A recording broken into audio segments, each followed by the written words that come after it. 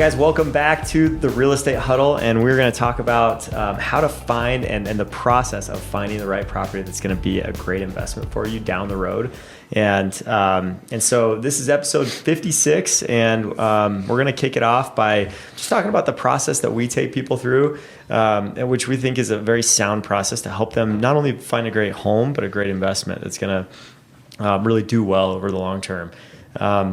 And so based on your decisions and your guidance through the process, you will either make great decisions from an investment standpoint that will lead to higher rates of appreciation, or poor decisions that could cost you money and maybe even make it depreciate over time, especially depending on how you care for the property. But as far as how we start out, we always start out asking people what they want first, right? Sit them down, ask them, like, what do you guys want in a home? Like, what's important to you? And we realize that this is not our home purchase, it's their home purchase. And that is number one for us. Like, it's super important to know that. But I think that after they tell us what they like, and what is important to them, we take notes on that and try to apply that to the search as much as possible, right? But then after that, it's important that we educate them as real estate professionals on the investment side of real estate, right? Because you're buying a home, but you're also buying an investment, which is, for most people, one of the biggest investments they'll ever make. And so what are some of those key things, you guys, that go into a great real estate investment as far as the process of selecting a home goes? Well, I think knowing the clients, if they're handy and capable, a home that needs a little bit of TLC, that's an easy way for them to grow their investment. Yeah. But if they don't know how to use a tape measure and they don't know what level means, like, that's a different market. You got to get the one that's already done. Yeah. And I think just knowing your skill set and YouTube University is very helpful, but it can only get you so far sometimes. So. Right. Totally. Yeah, we've seen some clients do that, like go in and just buy some dogs of homes, right? They turn into something great because they have the skills to do that. And sweat equity can go a long way and save you a lot of money. So that's great. And there's certain places in the home that will yield higher returns, right? Especially cosmetics. We're talking about carpet, paint, appliances. Some of those things will yield 2 to 3 times what you spend on them if you were to pay someone to do it, compared to other projects, maybe like a deck, windows, furnace, roof, stuff like that just doesn't pay back because it's not emotional. So those are some of the things we coach people through. And I think number one is location. Like, the first thing I think of is, and I almost like the strategy of just like, guys, drive around, figure out what locations and neighborhoods you like the best, and then let's narrow it down to other things, right? But if you find a home that's just loaded with upgrades in the wrong location for you, then you're probably going to be looking to sell that home in the next couple of years. And so I think that's important, to narrow that location down first and then go from there. So what else, like, with location, because I know it's like, like, what type of neighborhood, cul-de-sac, stuff like that, like, those all have an effect. But what about, like, the actual town you're in? Right? Because when we're talking about location, we have to be careful as realtors because of certain regulations on how we advise. Yep. But because this is a podcast and I'm not working with an actual client right now, I would highly recommend every client, if you're looking at a house and you're looking at specific areas, please, please, please, please look up the crime stats, look up just what's going on in that neighborhood. Because I've had a couple clients that definitely regret their decision of moving into specific areas. And there's a couple here in Colorado that everybody knows about. And is it an apartment complex in Aurora? No. I'm not going to go into the specifics. But yes, no, but like, for example, like places in Aurora, right? They will not appreciate as much as a place, say, in Highlands Ranch, right? You're going to pay for it a little bit more. So, but the appreciation is different because of certain statistics. So please be cognizant of what's going on in that. I can't tell you to do that when I'm working with you. When I have a signed contract, I cannot tell you to do that by law. But take it from me on this one. If I'm not working with you, just get after it. Look up that stuff. Understand the neighborhood. Yeah, but even high level, we don't even know what they're capable of buying. So we talked in past about what can you afford getting started. So when you're talking and you've got a nice down people payment don't and you're have a buying a choice. single family home. It's a very different than I've got this much and I'm looking at a townhome or a condo. Yeah. And that's very different. Condos with the HOAs, townhomes, et cetera. There's all these different variables. And then all these things are totally the same, right? Where? What are you near? What are the schools, et cetera? But I think a lot of my conversation is, what do you think you want? Maybe you can afford something different. Maybe it's a fixer-upper, but you're handy. And that's a way better investment if you can get into a single-family home based on return. But it's still part of the conversation. What do you think you want? Are you open to other ideas? Generally, they will. That's what they're paying us for. I think we can also, to be more specific, Landon, if you could pick a perfect location, what would your perfect location look like in a suburban house? Back into a lake. That would be Back my into perfect a lake? location, and Okay. also the market's location because water's so rare in Colorado. Anything about the road? Cul-de-sacs tend to be Cul-de-sac, more right? desirable. Cul-de-sac. Back into a nice open wide space. street with lots that are spread apart back into a lake. So everybody knows in Colorado you'd have to drive a while or pay millions of dollars to find that. But we're talking about the top top end, tier, right? best, right? I think the next best would be back into some green space, some open space. Stuff like that, is really ideal and has a premium on that location. Golf courses are great too. Back into those. Golf courses, mountain views are huge. Like any type of trail system or green belt, stuff like that will yield good results. The non-through streets, like cul-de-sacs, are huge as well. Yep. Or even the entry of a cul-de-sac is Or really not good. being on the entry of a neighborhood where everybody's going to funnel in. Yep. Staying off of the yellow-lined roads. Yeah. Those I've premier never heard it lots. said that way. That's a good way to say it. Yeah. Anything with yellow on it, probably. Even white. Any road with stripes, I would steer clear of. If you're next to a crosswalk, probably not the greatest. Well, they don't always have the luxury of steering clear, but tends to be more valuable if there's less yellow. Correct. And back to your point, it's you got to get in what you can afford, right? That's it's always better to own a home that's in good condition than not. But if we're talking specific, I'm trying to get more specific so people understand what we're talking about in location, because some people don't really know this is a good location, and us as realtors not really. Yeah, that's true. Yeah, I think you nailed it there as far as that goes. And there's nothing really wrong with a neutral location, just back into neighbors. I always like to either be looking down at neighbors rather than looking up at other people that are looking into your home. It's a little more invasive, so the market will ding you for that a little bit over time. They'll just have more buyers ready to buy a house that has a premier location, or neighbors behind you with a flat landscape, or you're looking down on them. And something that a lot of people don't consider is the grading of the yard and where the sewer drains are. Are you at the low point? Or are you at the high point? Where's the water going to run off? Especially in the 1970s. Yep, the watershed. Yeah. Well, and then and on the bad side, if you're backing to a road of any kind, that's going to ding you on appreciation. If you're backing, or if you're, like we mentioned, if you're on a lined road, Train tracks, landfills, junkyards, wires above you, power lines. Yeah, excuse me. Some Industrial, people anything industrial. consider next to an airport. Yep. I know people at Centennial Airport, in the Greenwood Village, Cherry Creek area, they hate it. I just talked to them about that. They always vote against it and or for it, whatever whatever they're trying to pass is. But stuff like that, it's you don't think about it when you're looking at houses. We as realtors, that's all we look at. And if you're going to buy a house next to a speedway, know that was there before you, right? Before they built houses. So. Unless you got a really strong lobby. No, I'm doing very relevant to this. So one of my very good buddies is a client of mine, and we're looking as we speak. And we went out and saw 5 homes last week. And I thought I understood his list, and he sends me a text last night, kind of where do you think I'm stewing on? And I said, probably this 2, maybe this one.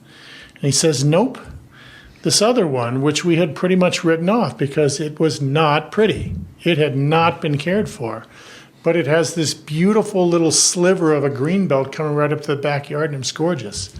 And he is looking past, because the value lies, the appreciation lies. It's in Cherry Creek School District. It's got all this access. And he's like, I've done this. Now, I didn't think I wanted to do it again, but I know this play. I can make this place and get far more than what I put in back as a return. That's just a smart man. That's awesome. But it's all about location. And it's He all about realizes that. it's all about the person too that you're like. Some people just can't seem to look at the potential of the house. I think we've all worked with some people where it's like we kind of have to help them say like, well, like if you did this, this, and this, it'll. And you it's a still total have the face mountain view. Yeah, but like, it's like I've had clients pass up on absolute diamonds, just because they didn't have the flooring they wanted, or they, there's some holes in the drywall or something. It's like, hey, these are pretty cosmetic that you can fix over time. Yeah. This is livable right now. Definitely. Especially Sweat equity goes a long way. And I've been looking for that exact example is where people can't see past it to find that model of a home that has already been renovated. Yeah. And it doesn't always work out that way, but I just recently had one happen to me where, hey, there's $100,000 difference between the sale price on this home and the one that they're looking at. And it's like, you can do a lot of work for $100,000 on carpet and paint and get to where you need to. Yeah. And When you're getting 2 or 3 extra turns on what you're spending, that's easy. yep. Yeah. So- We can, to Chad's point, like we can pull up a map, right, as real estate agents and show them like these are the premier lots, right, that are in your area that you're looking for. These 4 are on premier locations, right? So I would try to look past some of the cosmetics a little bit more on these 4, just because that's a great location that's always going to sell very well. And then like what Chad was saying about type of home, right? Condos are going to appreciate at a lesser rate than townhomes. Yeah. Townhomes are going to appreciate at a lesser rate than single family homes. And so like single family homes are kind of the top end of the totem pole. And then you've got floor plans within that, right? So within the single family floor realm, plans and layouts make a huge difference. yeah, I mean, ranches will do the best. One level living, and then 2 stories will do the next best, and then tri levels, and then split levels, and then bi levels. And so there's floor plans that matter, location matters, type of home matters. Those will all contribute to your rate of appreciation over time, right? And so if you're going to buy and hold that property for a long time, it's really important to get it right on some of those things. And that's where guidance comes in, right? Where you can benefit from our help as far as that goes. in my defense, my buddy told me he was not up for another remodel. Yeah. So So Yeah, there's a time and a season for everything. Yep, definitely. Yeah, some people that's their different stage of life. They're not willing to go through that again, but because they've already been through it a couple times. So I get it. But this is like the perfect market to talk about this because there's a lot of homes on the market, right? have options. There's a lot of options. We have everything from condemned houses on the market to brand new homes on the market. And so you have a wide array, but unfortunately some of those updated homes exceed budgets. And so it's so valuable to have the eyes to see the potential. Like just reiterating that again, because it's super valuable as yes, a buyer. sometimes it's Super even valuable. it goes beyond having the eyes. I think we all develop the eyes faster than like the being able to look. And to your earlier example, like $100,000 more, I know you can get there, and it'll cost you something less than $100,000. Yep. Not all of us are great at that. Some are better than the others, but that's the fun time. And I think we keep coming back to similar themes. And right now, it's a really good time to buy. So that house in a great location that it has not been loved, but it's been sitting there for 111 days. There are opportunities. And truthfully, that's one of the most fun part of our job is getting a great home at a great deal with tons of upside. You'd be surprised what a fresh coat of paint will do. Yeah. And I say that somewhat jokingly, but all like some very minor things that make a huge difference in your house. Yep. Yep. Yeah, and pretty much, I mean, if you look back, U.S. history of U.S. real estate, especially here in Colorado, any home will appreciate, right? Your home's going to grow in value, but the difference is that rate of appreciation. I think that's underrated as far as how much better you can do if you make really good choices there. And we love getting those calls when people have made great choices to sell that home later because it's in a great location. It's a great floor plan. It's easy to sell. So there isn't really selfishness on our part. I feel like we're trying to make our clients money, but it also contributes to an easier sell down the road, which is a better experience for them. It's not as fun being on the market for 580 days because nobody wants to buy your home. Let me try to say this because I think I'm assuming some folks have watched more than one of these. And if they have, we've spent in different ways talking a lot about when you get ready to list your house, where do you want to spend the money? Now we're on the buy side, it's the same thing, meaning if all the issue you're seeing is dingy old rugs and awful paint, like that's the easiest thing we can do, and the payoff is near immediate in terms of value, let alone the livability. And Yeah. it's very related, but nowadays leaning towards a buyer market, if that's all it is, hopefully we can. You're going to make money. That's the whole gist of this episode is like the wealth of it, right? The long-term wealth.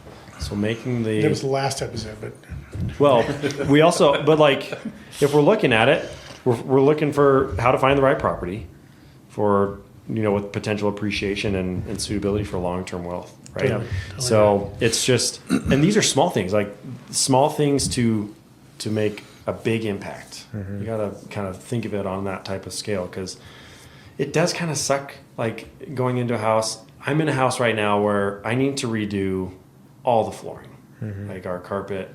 We bought an older house. I was one of those people that bought seeing the potential of what it could be, and there's a lot of potential in it. It's an awesome house, and we love it to death.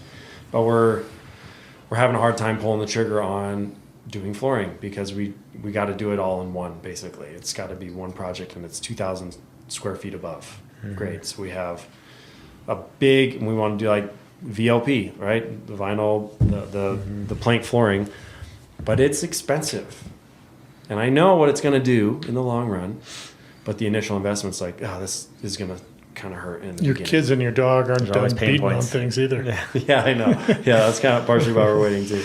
Yeah. But We haven't talked about Spencer's home in a while. ST. Spencer's Pink Home. Yeah. Here it is. Home of a Hashtag shortcake. STPT. SCPT? See past the pink. Yeah, see past. That's good. See past the pink. And I'm a prime example of it. But it is one of those things where it is, as hard as it is in the beginning of the initial investment, it will always pay off. Yep. Always pay off. Definitely. Awesome. All right. Well, we covered a lot. Hopefully you've found it useful, and as you're getting excited about getting into your first home possibly, or making another move, maybe you've already figured out what you don't like from your first home, and now you're looking to get into a second home. If you're here in the local Denver metro area, we can help you with that. We'd love to guide you through that process, and we appreciate you listening. And remember to click on the subscribe button so you can hear more episodes just like this, and learn more about how to do this, how to create that long-term wealth for yourself through great selection of properties and other things that we talk about here. So thanks again for joining us, and we'll see you next time.